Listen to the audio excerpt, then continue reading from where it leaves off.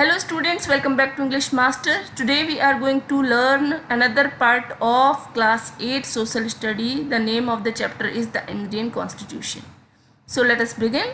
Another important function that a constitution plays in a democracy is to ensure that a dominant group does not use its power against other less powerful people or groups. The storyboard below demonstrate one such situation in the classroom. तो जो दूसरा important function है जो constitution place करता है democracy में, वो ensure करना होता है कि कोई एक ग्रुप जो है वो दूसरे ग्रुप को अपनी पावर से डोमिनेट ना करे जो कि लेस पावरफुल हैं. So it is the whole idea is those who are less in number we have no right to dominate them. Instead, we have to equally treat them. We cannot treat them on the basis of their power because they are less in number. So the storyboard जो ये storyboard है ये हमें demonstrate करता है कि ऐसे ही situations कब occur होती हैं. तो यहाँ देखिए this is a classroom scene where we will see the games period is about to begin. So here the children are there, they are going to play. So let us play basketball today for a change. So these children want to play basketball and no, we will play cricket. So they boys are saying that they want to play cricket. So here we can see easily that these are more in number than these. So here what happens, the people who are more in number they try to dominate the people who are less in number. तो क्या होता है यहाँ जब ज़्यादा बच्चे हैं वो इनको इनकी मर्जी नहीं करने देते. We always have to do what the boys want because they are in a majority. तो यहाँ कौन सी कंडीशन आती है मेजॉरिटी और माइनॉरिटी की. तो गर्ल्स कहती हैं कि हमें हमेशा बॉयज़ की बात माननी पड़ती है. Why? Because they are more in number. Ma'am should think of another way to make decisions so that our wishes are also heard. तो वो कहती हैं कि हमें अपने टीचर से बात करनी होगी कि there should be some other way out जिससे कि हमारी बात भी सुनी जाए. The teacher decides to settle the problem with the show of hands. Obviously there are more boys in the class. He we have one. So this way we see that those who are more in number they dominate the other number who are in minority. तो इस पूरी situation से हमें पता चलता है कि constitution तो हमसे कहता है कि हमें सबको इक्वली ट्रीट करना चाहिए, लेकिन जिस भी कंट्री में मेजॉरिटी होती है वो माइनॉरिटी को हमेशा दबा लेती है. तो इस तरह से ये यहाँ पर इफ़ेक्टिवली यूज़ नहीं हो पाता. Such unhealthy situations can occur in a democratic societies too, where a majority can continuously enforce decisions that exclude minorities and go against their interest. तो क्या होता है जहाँ मेजॉरिटी होती है वहाँ माइनॉरिटीज़ को हमेशा सप्रेस कर देते हैं, दबा देते हैं, and they don't allow them to do what they like. They always put their interest on the top because they are more in number. As the above storyboard illustrates, every society is prone to this tyranny of the majority. तो क्या होता है, ये एक tyranny बन गई है कि एक के बाद एक जनरेशन आती जाती है और वो क्या करते हैं, वो इसी तरह से वो प्रोन हो गए हैं, आदी हो गए हैं इस बात के कि वो मेजॉरिटी में ही अपने आप को ऊपर ले आते हैं. They don't bother about the interest of minority. The constitution usually contains rules that ensure that minorities are not excluded from anything that is routinely available to the majority. तो कॉन्स्टिट्यूशन हमें क्या कहता है कि हमें ऐसे रूल्स हैं जिन्हें कंटेन करिए, इंश्योर करिए कि जो माइनॉरिटीज़ में हैं उन्हें हम किसी भी तरह से मेजॉरिटी से अलग ना करें. So the constitution says that everything should be hand in hand and both the parties should be happy with what is being done, but this doesn't happen. Another reason why we have a constitution is precisely to prevent this tyranny or domination by the majority of minority. तो हमारे constitution का role क्या आता है, ये है कि हम किसी भी तरीके से मेजॉरिटी को दबाएं ना, मेजॉरिटी होने के नाते दबाएं ना, और माइनॉरिटी को भी हम इक्वल प्रेफरेंस दें. This can refer to one community dominating another, that is inter-community domination, or members of one community dominating others when the same community, that is intra-community domination. तो क्या होता है, एक कम्युनिटी दूसरी कम्युनिटी को dominate करती है तो वो इंटर कम्युनिटी डोमिनेशन कहलाता है, और एक कम्युनिटी के मेंबर दूसरे कम्युनिटी के मेंबर को भी डोमिनेट करते हैं, जो क्या कहलाता है, इंट्रा कम्युनिटी डोमिनेशन। तो ये इंटर कम्युनिटी हो गया और ये इंट्रा कम्युनिटी हो गया। But domination happens on the basis of majority and minority. तो यहाँ क्वेश्चन है, who is a minority in the above story board? In what way is the minority being dominated by the decision taken by the majority? तो यहाँ हमें पता करना है कि माइनॉरिटी में कौन है और मेजॉरिटी में कौन है. So obviously we know that there are boys who are more in number who keep on dominating girls, and they never take care of their interest. They always put and enforce their laws and regulations, and they do not allow them to play what they like. The third significant reason why we need a constitution is to save us from ourselves. सबसे बड़ा reason क्या है, significance क्या है कि हमें constitution की ज़रूरत होती है कि हम अपनी सुरक्षा अपने आप कर सकें. This may sound strange, but what is meant by this that we might at times feel strongly about an issue that might go against our larger interest, and the constitution helps us guard against this.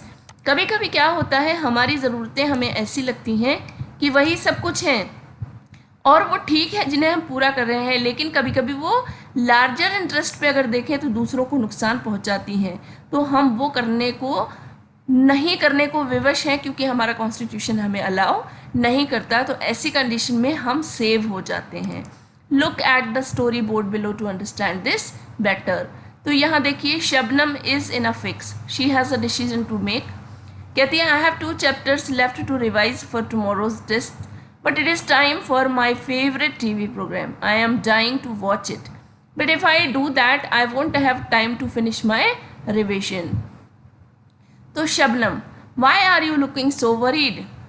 तो वो कहती है, I want to watch this TV program, but I have a test tomorrow. If you all watch TV, I will also want to watch. I have an idea. What if no one watches TV tonight? Then I may not be tempted. So this is a larger scale. If the whole family members do not watch TV because she has a test, so they can, on a larger scale, they can take care of her interest and they can avoid watching TV, though it is their interest, but still they are saving her from her problem. So this is how we find it. It is good thing I did not watch TV. There are so many questions from the last 2 chapters. So this is how she is able to learn. Similarly, अब ऐसी ही situation constitution में भी आती है. The constitution helps to protect us against certain decisions that we might take that could have an adverse effect on the larger principles that the country believes in. तो constitution हमें help करता है protect करने में. किससे? बहुत सारे ऐसे डिसीजंस होते हैं जो शायद लार्जर प्रिंसिपल्स, जो सिद्धांत होते हैं, उनको कंट्री जिनको बिलीव करती है, ट्रस्ट करती है, वो उन पर एडवर्स इफेक्ट में से बुरा प्रभाव डालें. So the things which are in favour at times, they are not favour in the country. So what happens, people cannot take such decisions, otherwise they will harm on a larger scale. For example, it is possible that many people who live in a democracy might come to strongly feel that party politics has become so acrimonious that we need a strong dictator to set this right. तो कभी कभी क्या होता है, example के लिए, कि लोग, ऐसा लगता है कि डेमोक्रेसी में जो है उन्हें ऐसी फीलिंग आ जाती है कि जो पार्टी पॉलिटिक्स है वो इतनी अच्छी नहीं है, उन्हें एक डिक्टेटर की ज़रूरत है जो सारे रूल रेगुलेशन को फिर से प्रॉपरली चला दे. Swept away by the emotion, they may not realise that in long run dictorial rule goes against all their interest. तो क्या होता है, लेकिन हम ये स्मॉल स्केल पे देखते हैं तो it looks very good because it will be keeping our emotions away. But what happens if we see in a long run? तो ये डिक्टेशन जो होती है, जो डिक्टेटरशिप होती है, जो रूल्स होते हैं, वो ऐसे इंटरेस्ट को क्या करते हैं, हमारे अगेंस्ट हो जाते हैं. लॉन्ग रन में हम डिक्टेटरशिप को जो है लागू नहीं कर सकते, वो हमारे लिए नुकसानदायक होने लग जाती है. A good constitution does not allow these whims to change its basic structure. तो हमारा जो अच्छा कॉन्स्टिट्यूशन होता है वो कभी अलाउ नहीं करता कि इस तरह के चेंजेस बेसिक स्ट्रक्चर में लाए जाएं. It does not allow for the easy overthrow of provisions that guarantee rights of citizen and protect their freedom.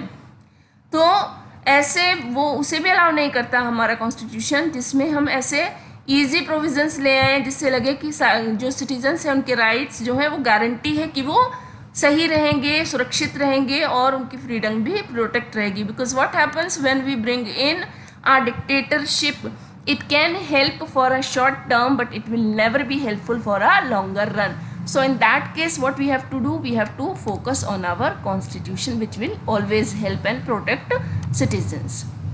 From the above discussion you will understand that the constitution plays a very important role in democratic society. तो इस discussion से आपको समझ में आ गया होगा कि constitution जो है वो कितना इंपॉर्टेंट रोल एक डेमोक्रेटिक सोसाइटी में रखता है. Why was Shabnam happy that she had not watched TV? तो बाद में उसको समझ में आया. She was much interested in watching because she liked it. लेकिन when she saw that she had to learn more and there were many things to be done, she was happy that at least she did not watch. What would you have done in a similar situation? अगर आप ऐसी ही situation में होते तो आप क्या करते? So this is your choice. Let us recap the reasons why the Constitution plays an important role in democratic societies by recalling the constitutive rules that you have read about through these examples. तो हमने वो सारे examples को हमने क्या करना है यहाँ पर fill up करना है पीछे से. The people of Nepal are writing a new constitution after the success of the people's movement for democracy. तो इससे क्या हुआ है, रूल क्या हुए हैं? It lays down ideals that define the kind of country that we want to live in. ये करने का रीज़न क्या है? वो चाहते हैं कि उनकी कंट्री में वो उस तरह से रहें जिस तरह से वो रहना चाहते हैं. They want to set an standard of their country. तो यहाँ दूसरी थी Suresh. The class monitor wrongly picks on Anil his classmate. और दूसरी कंडीशन में हमने पढ़ा कि सुरेश जो था वो किसको, अनिल को परेशान करता है and he only picks him. So what will be the constitutive rule? You will have to write here. The girls do not get to play basketball because the boys are a majority in the class. So why constitution is important? You will have to write here. Shabnam decides to revise her chapter instead of watching TV. So what helps her here and what is the role of constitution? You will have to fill in. Now let us try and understand the ways in which the above points get translated into certain ideals and rules by studying सम की features of the Indian constitution. अब हमें क्या करना है, कुछ जो translated ideals और rules हैं तो हम उन्हें पढ़ेंगे कि वो कौन कौन से हैं जो इंडियन कॉन्स्टिट्यूशन में आते हैं. द इंडियन कॉन्स्टिट्यूशन की फीचर्स. तो हमारे कॉन्स्टिट्यूशन के इम्पॉर्टेंट फीचर्स क्या क्या हैं? By the beginning of the 20th century, the Indian national movement had been active in the struggle for independence from British rule for several decades. तो जो beginning हुआ 20th century का, उसमें Indian national movement कब से active रहा है? तब से जब से ब्रिटिश रूल था. और वो कब तक एक्टिव रहा? सेवरल डिकेड्स, बहुत सारे दशक बीत गए. During the freedom struggle, the nationalists had devoted a great deal of time to imagining and planning what a free India would be like. तो तब से ही दे हैड अ प्लान कि after they set their country free what will be their planning and plotting. तो उनका imagination पहले से ही चल रहा था कि जब हमारा फ्रीडम स्ट्रगल ख़त्म हो जाएगा और हम आज़ाद हो जाएंगे तो हमारी प्लानिंग किस तरह की होगी, कैसे हम कंट्री को गवर्न करेंगे और किस तरह का कंट्री हम चाहते हैं. Under the British they had been force to obey rules that they had very little role in making.